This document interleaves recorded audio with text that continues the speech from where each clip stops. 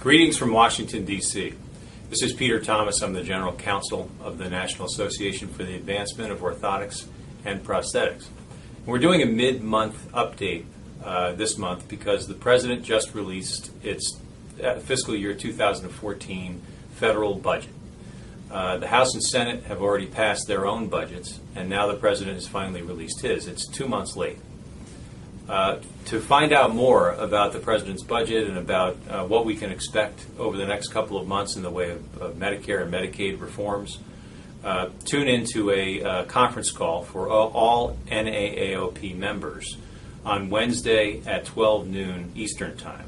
That's Wednesday, April 17th. You can become an NAAOP member by going to our website, www.naaop.org. So back to the update. The President's budget does some pretty significant things. It raises taxes by about $580 billion over a 10-year period. It cuts spending by over $1 trillion over a 10-year period. And part of those cuts involve Medicare and Medicaid, the entitlement programs. Before I get to that, I just also wanted to say that the President put on the table a chained CPI proposal, which would impact the amount of annual inflation updates that take place on Social Security benefits and on other government programs. And those two proposals, the entitlement reforms and the chained CPI proposal, have gotten the attention of Republicans, particularly in the House and Senate, that are looking to try to figure out whether a potential deal is in the offing. What they refer to as the grand bargain, the large-scale deal that would include significant reductions to our deficit and U.S. debt. In terms of Medicare and Medicaid reforms, the President's proposal calls for about $400 billion over a 10-year period in cuts to Medicare and Medicaid, about $370 billion in Medicare and about $22 billion in Medicaid, and then $7 or $8 billion in miscellaneous health programs. With respect to Medicare, the good news is that none of the proposals in his budget or in the budgets of the House and Senate, as far as we know, look like they impact orthotics and prosthetics. That's not to say that at the end of this process, after assuming that the Congress and the President are able to agree on a large-scale bill or a grand bargain, that's not to say that O&P will remain completely unscathed. But at this point, the President's budget does not include any O&P proposals that are negative, and that's great news. Number two, a fair amount of post-acute care is impacted in a dramatic way.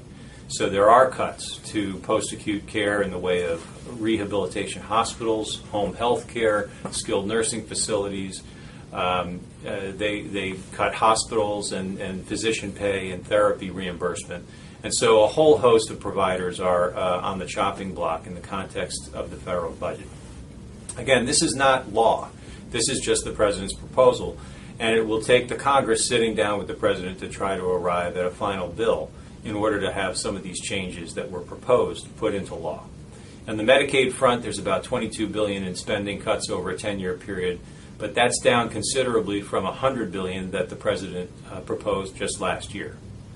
Finally, let me touch on some of the appropriations that are taking place. The debate will begin in earnest in the next several weeks and months, and that is a separate process from the budget process, where 13 separate appropriations committees in the House and Senate determine what they will spend on federal agencies and federal programs in the federal government throughout the next fiscal year 2014, which begins on October 1st. There are some cuts and there are some spending increases. Interestingly, the National Institutes of Health receives almost a $500 million increase in spending. Unfortunately, it appears that they've taken a fair amount of that money from the Centers for Disease Control and Prevention and moved it over into the NIH account. That's just one of many, many priorities and agencies that the federal government supports. So with that, I'll say I hope to see you on Wednesday on the 17th of April for all of our members, and I'll be back in touch in the new month. Thank you.